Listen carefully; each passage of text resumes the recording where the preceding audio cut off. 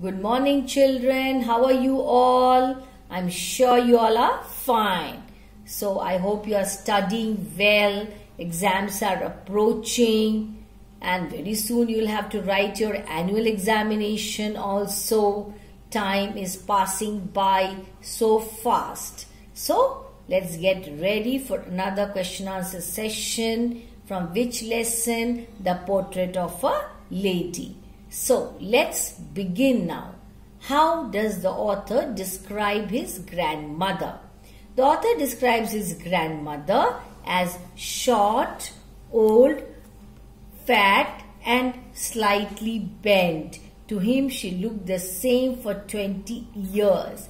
It was difficult for him to imagine her young and pretty because he has always seen her old, but he found a beauty in her old age, like the serene winter landscape. See, how's the winter landscape? The trees become lifeless, nature looks so bare, but there's so much of beauty. You find so much of serenity, calmness in that. The same is the condition of the grandmother here. She looks so beautiful dressed in white. She's a symbol of peace, of calmness. Next question, how does the author react to the idea of the grandmother being young at a point of time and playing games? The author could not conceive his grandmother as young and pretty, can't even believe that, and playing games as a little girl. Yes, all small children play games, yes. To him it was like one of the myths and fables she told him. It was unbelievable, as if something that was not true. How did the grandmother prepare the author for going to school? The grandmother woke him up each morning, bathed him, dressed him and got him ready for school. Thereafter, she plastered his wooden slate.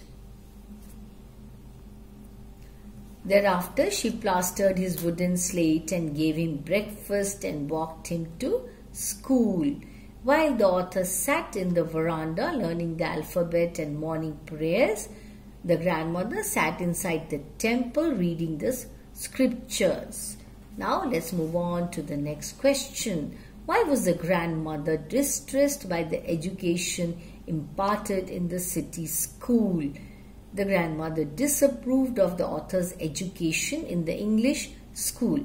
They were taught science. This was also not liked by the grandmother. She could not understand English and did not believe in science.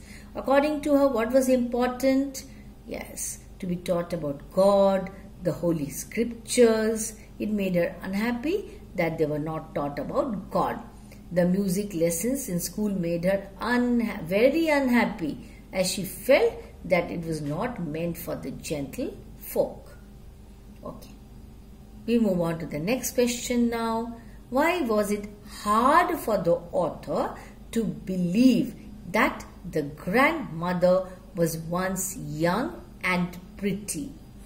It was difficult for the author to believe that his grandmother was once young and pretty. In fact, the thought was almost revolting. It was very hard to believe. He had seen her old for the last 20 years. He felt she could age no further. The very thought of her playing games as a child seemed quite absurd and undignified. That also he could never imagine. Next question. The grandmother has been portrayed as a very religious lady. What details in the story create this impression? Answer. The author recalls his grandmother as a very religious woman. He remembers her hobbling about the house, walking with difficulty due to old age. Telling the beads of her rosary, he recalls her morning prayers and her reading scriptures inside the temple. The author recounts how, during the last few days, she spent all her time praying. The next question. The grandmother had a divine beauty. Her beauty is compared to the winter landscape, you remember? How does the author bring it out? Answer. The grandmother was not pretty but had a divine beauty. She dressed in spotless white. Her silver locks were scattered untidily over her pale, puckered face full of wrinkles, and her lips constantly moved in an inaudible prayer. The author describes her like the winter landscape in the mountains, a personification of serenity, breathing peace and contentment. What proofs do you find of friendship between the grandmother and grandson in the story? The grandmother and grandson were very good friends. She got him ready and took him to school, and also they brought him back from school. She would wait there. In the city, they shared a common bedroom. The author's grandmother saw him off silently, but kissing him on his forehead when he went abroad and celebrated his return 5 years later. The grandmother was a kind-hearted woman. Give examples in support of your answer.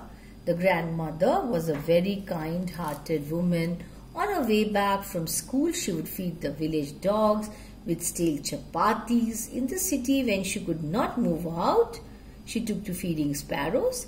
They came and sat on her legs, shoulders and head. This was a turning point in our friendship. What was the turning point? Yes, the turning point in the friendship arrived when they shifted to the city.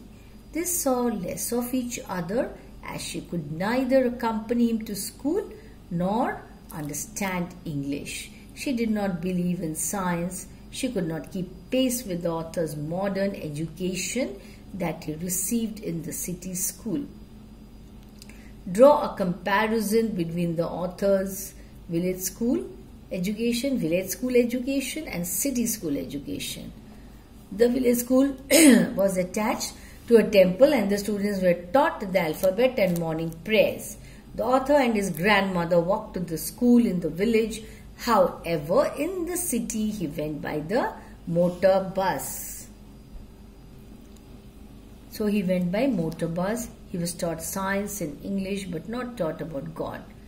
He was also taught music, which was not at all liked by the grandmother. How did the grandmother react to the fact that the author was being given music lessons? Why?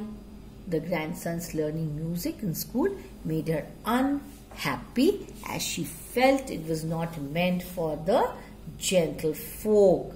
For her, music had associations with beggars and harlots. She almost stopped speaking to the author.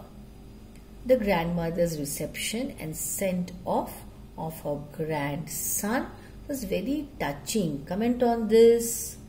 When the writer went abroad, the grandmother saw him off at the railway station, silently praying and telling her beads. She did not express her emotions, and she kissed his forehead. When he returned, she expressed her joy by collecting women from the neighborhood, beating the drum and singing for hours together for the homecoming of the warriors.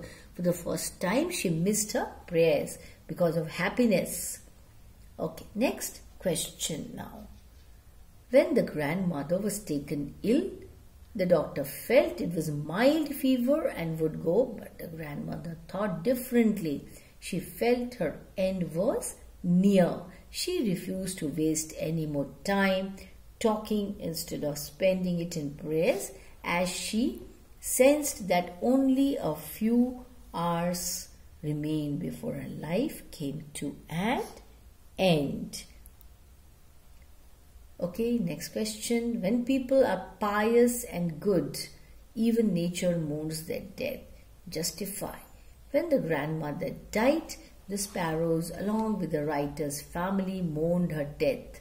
Thousands of sparrows came and sat quietly all around her dead body. The writer's mother threw breadcrumbs about the sparrow, but the sparrows took no notice of them. They were not interested in eating. After her cremation, they flew without touching the crumbs. How did the grandmother spend her day in the city? The grandmother spent her day from sunrise to sunset at her spinning wheel. She sat spinning and reciting her prayers. It was only in the afternoon that she relaxed for a while to feed the sparrows.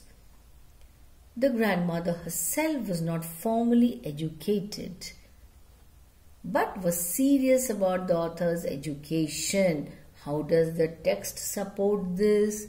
The grandmother did not receive any formal education but was serious about the author's education. She could read the scriptures. She realized the value of education and did not let the author miss school. She woke him up each morning, bathed him, dressed him, plastered his wooden slate, gave him breakfast, took him to school where he was taught the alphabet and morning prayers. While he sat in the veranda learning, the grandmother read the scriptures. In the city, she could not accompany him to school because he went by motor bus. He was now in an English school where they taught science. She could not understand English and did not believe in science. The fact that they were not taught about God made her very unhappy. Khushwant Singh's music lessons in school upset her. Yes, she took an interest in the author's education. So children, that's all for this session. Again, very important questions and answers I have given you. Go through, write down in your notebooks. This is your assignment. Anytime, any moment, I ask you to submit to me. You have to send it to my mail. So be ready. Don't take things very easy.